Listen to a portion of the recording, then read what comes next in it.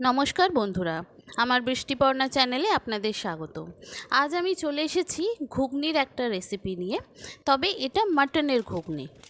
তো আমি এখানে মাটনের ঘুগনি করার জন্য ছোটো কাপের 1 কাপ মটর সকালবেলা ভিজিয়ে দিয়েছি।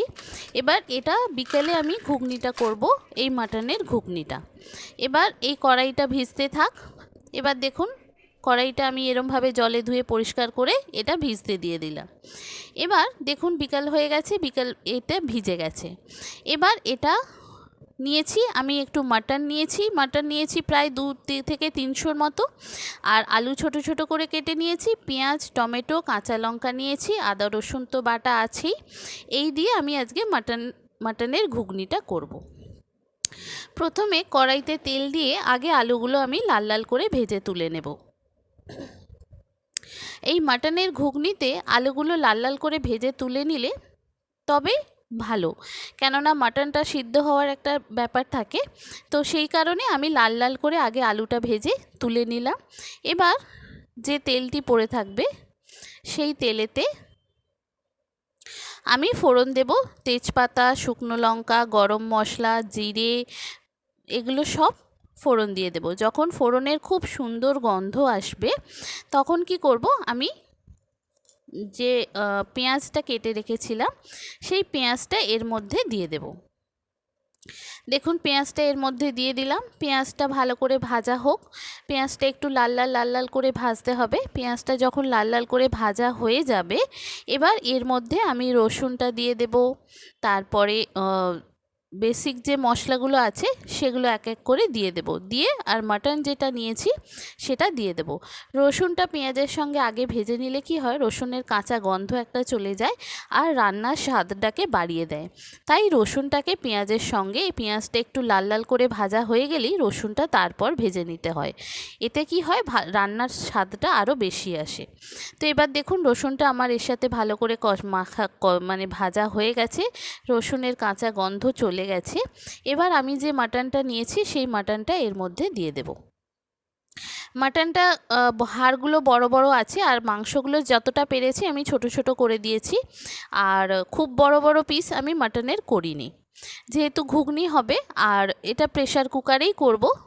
এখানে কড়াতে আমি জাস্ট কষিয়ে নেব। তো মাংসটা আমি ভালো করে কড়ার মধ্যে কষিয়ে নেব। দেখুন এটা ভালো করে ভেজে নিতে হবে। এবার ভাজার পর যে বেসিক মশলাগুলো আছে, নুন, হলুদ, জিরে গুঁড়ো, ধনে গুঁড়ো, জিরে, লঙ্কা গুঁড়ো, সামান্য চিনি, টমেটো, কাঁচা লঙ্কা সব দেব। আস্তে আস্তে দেখুন আমি একে একে সব কটাই এইভাবে দিয়ে দেব।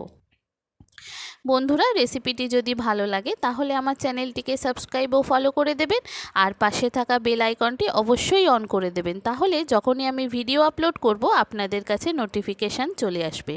আর ভিডিওটি দেখতে দেখতে একটা লাইক ও শেয়ার করে দেবেন। কেমন হলো রেসিপিটা আমাকে অবশ্যই কমেন্ট করে জানাবেন। দেখুন একে একে বেসিক যে মশলাগুলো আছে, ধনে গুঁড়ো, জিরে গুঁড়ো, লঙ্কা গুঁড়ো, হলুদ গুঁড়ো, নুন, আদা বাটা সব একে একে দিয়ে দিলাম। এবার দিয়ে এটা কি করতে হবে, আমাকে ভালো করে কষাতে হবে। রান্না হচ্ছে কষানোর কাছেই কাজ। যার রান্না যত যেরকমভাবে ভালো করে কষাবেন তা সেই রান্নার দেখবেন স্বাদ খুব ভালো আসছে।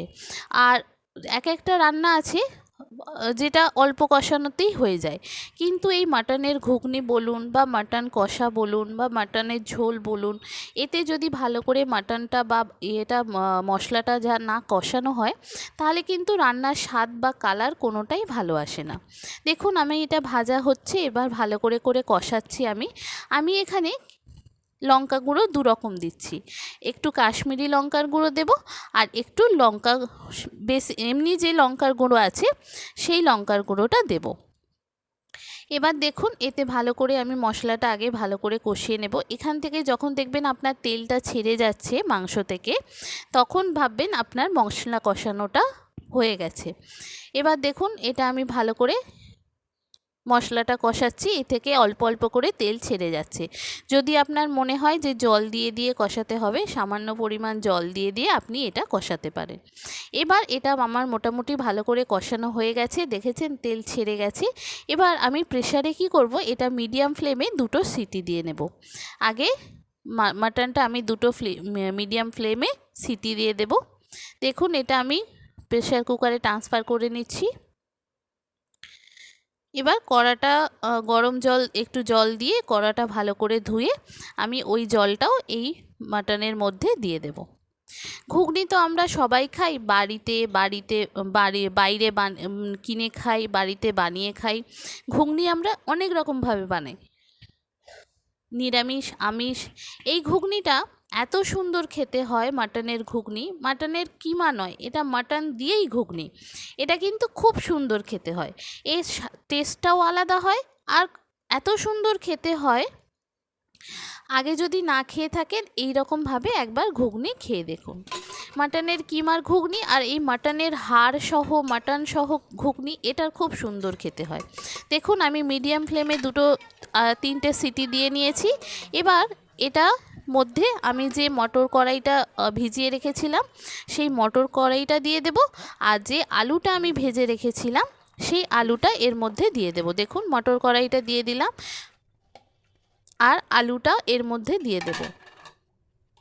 যেহেতু মটর কড়াইটা আমার যেহেতু সকালবেলা ভেজানো ছিল, 2টো সিটি দিলেই হয়ে যাবে, সেই জন্য মটর কড়াইটা 2টো সিটি দিয়ে দেবো। আর আলুটা যেহেতু ছোট ছোট করে কাটা, এটাও আমার 1-2টো সিটি দিলে হয়ে যাবে। আর মাটনটা আমার অলরেডি 2-3টে সিটি দিতে সিদ্ধ হয়ে গেছে, তাই এখানে আমি এটা ঢাকা দিয়ে আমি আবারও মিডিয়াম ফ্লেমে 2টো সিটি দিয়ে নেব। দেখেছেন কত সুন্দর কালার এসছে, আর জলটা আমার আরেকটু লাগবে, সেজন্য আমি অল্প করে একটু জল দিলাম। আলুটাও জল টানবে আর ঘুগনিটাও একটু জল টানবে, সেই জন্য জলটা আমার আরেকটু লাগবে। জলটা আমি দিয়ে দিলাম, আর একটু নুনটা ঝালটা একটু চেক করে নেব। নিয়ে এবার এটা আবার মিডিয়াম ফ্লেমে 2টো সিটি দিয়ে নেব। দিলে কি হবে, মটর কড়াইটাও সিদ্ধ হয়ে যাবে আর আলুটাও সিদ্ধ হয়ে যাবে। একটু নুন লাগবে আমার পরিমাণ মতো, আমি আবার একটু নুন দিলাম।